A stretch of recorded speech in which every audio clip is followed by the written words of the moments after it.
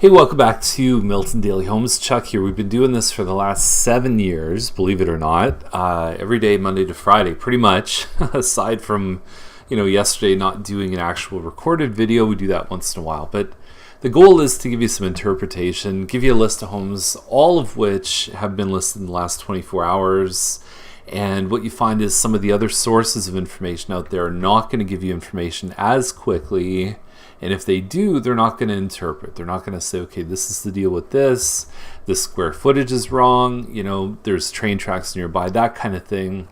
Development patterns, that's what we're trying to do when we talk about these homes and really show you the best features and sometimes the worst features. So a couple of these in today's list that are worth talking about, and then we'll bounce out of here. So the first one we're going to talk about is 85 Maiden Lane, 624.9. They're holding back on offers until next week. I haven't seen a home on Maiden Lane in a couple of years, actually. Listed, semi-detached, kind of the same price as you'd see in the new area. It's a very convenient location, close to downtown. More about that in just a second. It looks like nice plush carpet. Gas stove, which is good. Small eat-in area in the kitchen. 3 bedrooms, 2 washrooms, including 1 full upstairs and 1 powder room on the main. So only 1 full bathroom in the house. And if you want throwback, how's this for throwback? Carpet on the floor, the bench, and the bar. Very cool. They say the same owners have been here for 40 years. You're getting probably an extra 10 to 20 feet compared to what you get in the new area. And here's the thing. So zoning on this place would be my biggest concern. What I mean by that is if you type in Milton zoning, you're going to get to this page. By the way, if you look up here, that's the new logo for Milton. It's supposed to kind of be reminiscent of nature, right? So kind of leafy, but then it's also got the M for Milton. It's colorful, it's fresh, it's modern. The median age in Milton, I think, is 34 years old. So we're a pretty young community. And that's it. So people forget that Milton and towns and cities are brands. And so to attract business, to stand for something, to represent a certain thing, the town really needs to innovate. And the old logo really was looking pretty tired. It's been around for a long time, but it was time for a change. So it would have been nice if it was a local Milton company that did the rebrand, but it wasn't. It was a Toronto company. Aside from that, I kind of dig it. I think it may kind of start to feel a little bit tired quickly because it's a little more on trend with today. But let me know what you think. Leave a comment or send me an email. I'd be interested to hear what you think about the branding. If you look here, you've got a online map. You also have a PDF. So if you go to the PDF and you go to the right place, so just to give you some bearings, this is Commercial Street coming right down here, right? So if you can see the mouse, and then you've got Pine Street here, and then Maiden comes off like this. And you're going to notice it's residential low density, RLD, CBD is commercial business district. NHS is natural heritage, kind of comes up here, natural heritage, 16 Mile Creek right here. So this is all floodplain right here, which means if 16 Mile Creek ever was over inundated with water, the whole area would be underwater. It would basically flood.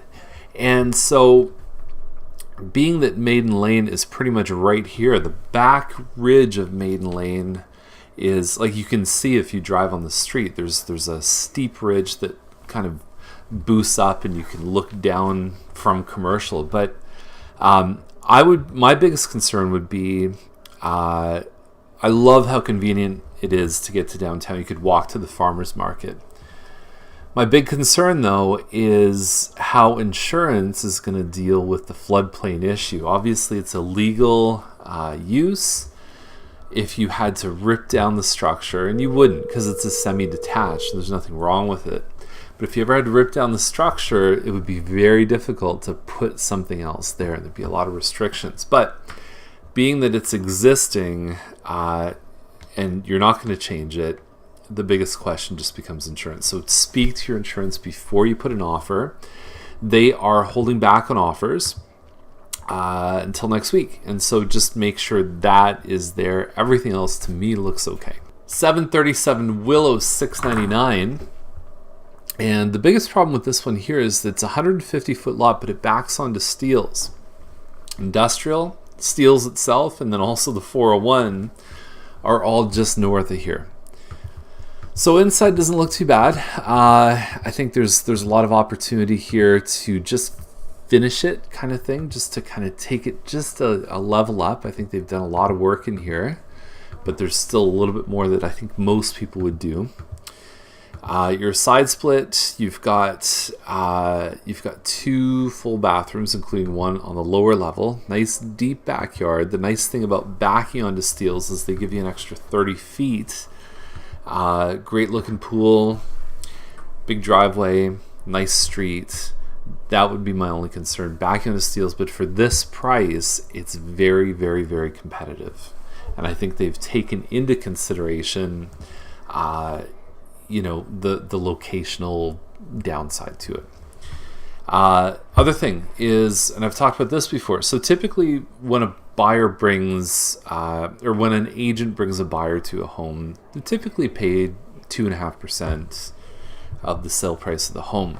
That's the compensation. Buyer doesn't pay it. Usually it's done through the proceeds of the sale.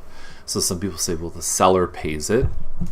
But here's the thing. On this one, they are offering a 3.5% incentive. So for an agent to show the property, bring an offer that's acceptable to the sellers, they're willing to increase the compensation by 40%. It's often a sign that there's a pretty high level of motivation to get it sold. Now, I'm a big fan of Gorham Way. I have a couple clients on Gorham Way. I've always loved the street. Milton Valley's the builder. They're not a huge builder, but I like what they did. I think they made a good footprint in this neighborhood. They haven't built anywhere else.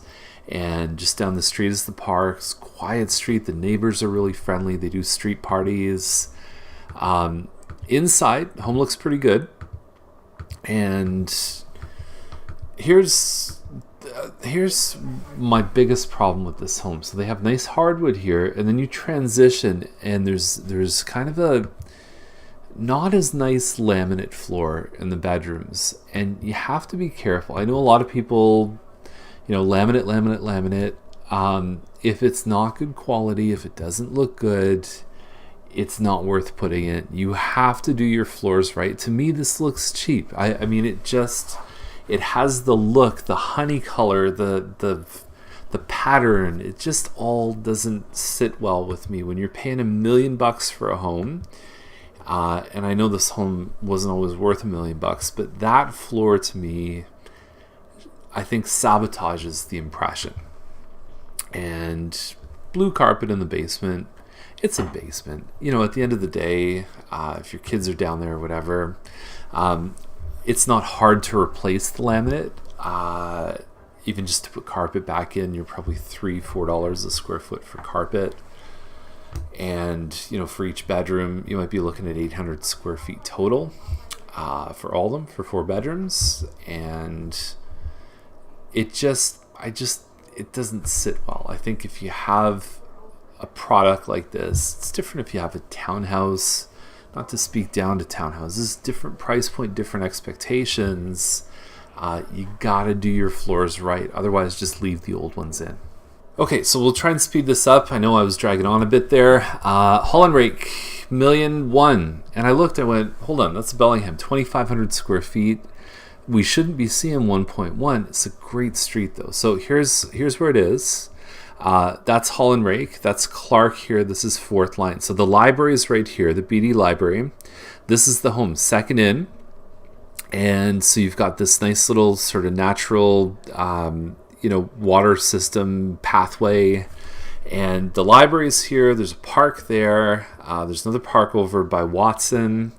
And if you go down a little bit, and it's going to take a second to load, and it's going to reload the whole map. I apologize about that. you've got Craig Kilberger High School here too. So Hawthorne Village School District, because you're south of the gas pipeline. It just has a nice connection to all the different points that I think families would want. Library, public school, and high school, all within walking distance. And you've got nice privacy behind. I'll go back to the pictures here. So you've got a pool facing green space with a walkout basement. Very rare trifecta. Okay, so there's your basement there. It's weird, they kind of introduced the basement, then they went upstairs, and then the last few shots are the main level.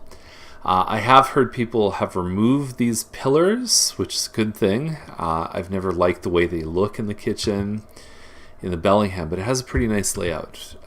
Just over 2,500 square feet. All right, that's it. So, hope you enjoyed the episode, and that's the phone ringing, so I better go. Have a great day. We'll see you tomorrow.